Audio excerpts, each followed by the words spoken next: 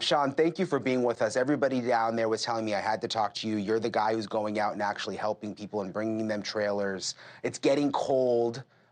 Temperatures are now in the 30s at night with these people in tents. What's the holdup? Like, why aren't they getting the help? What have you found? I mean, I wish I had an answer for that because then we could fix it. There's no good reason. I mean, FEMA came out yesterday and said they've delivered exactly one manufactured house with 142 more approved. It's been 5 or 6 weeks.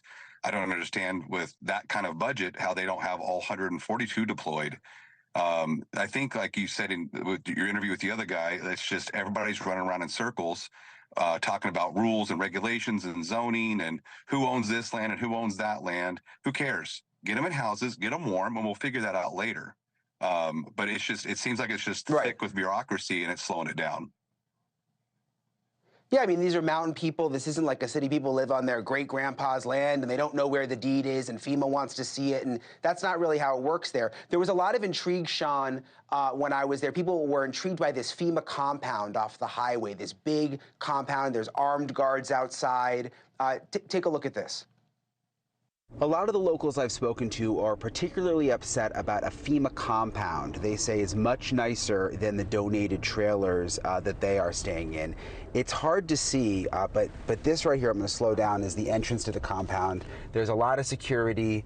The public can't go in.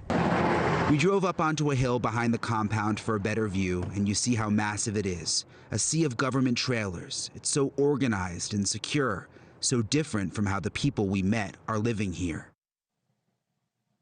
So we weren't really sure what it was. We got a statement today from FEMA, Shawn, that said essentially it's a temporary responder village so that staff has a place to live so that they can put the survivors of the hurricane in hotels because they say they don't want to take up the hotel rooms with the staff. That's essentially what the statement says. What do you make of this compound? I mean, again, people are very interested in it there because they don't see a lot of action there. Yeah, I mean, I stood on that exact same hill and I watched for hours, and there's just not much activity down there. I'm not saying that's not what they use it for, but it's being vastly underutilized. And the simple thing is, if they can build that huge camp, why can't they get 143 pre-approved manufactured homes out? Like when they were building this, they could have been doing something else. And also, too, I just haven't seen the FEMA workers up in the mountains. It's basically paperwork, and everything's getting denied anyway. So what's the point? You've got all these people, this huge camp, and you've put one manufactured home.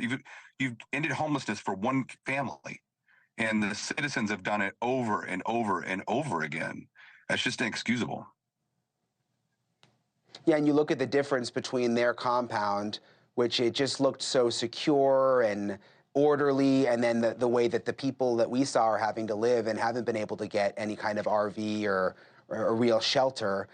Is permitting an issue? Because some people told me, look, we want to build a new structure on our land, but they won't let us, and it's getting cold, and we have to stay in the tent. They won't let us build.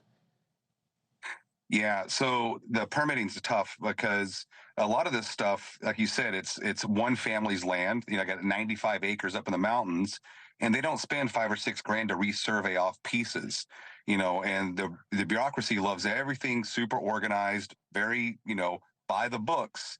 And when you don't have a deed, they won't put anything on a piece of land without a deed.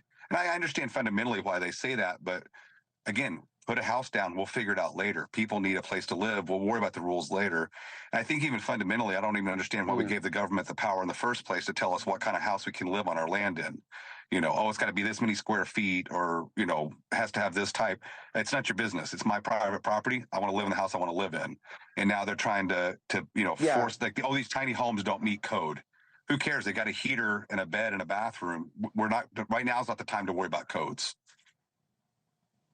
Yeah, especially if you live out there. I mean, that's the reason you live out there. You want to build your house the way you want to build it. You're in the middle nowhere. Shawn Hendrix, thank you so much for all you do. Everybody, you can follow Shawn on Twitter, and you'll be able to find ways to help there because they certainly need the help.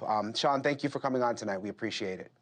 Absolutely, anytime. Hey, thanks for watching. Go to joinnn.com to find NewsNation on your screen. And don't forget, click the red subscribe button below to get more of NewsNation's fact-driven, unbiased coverage.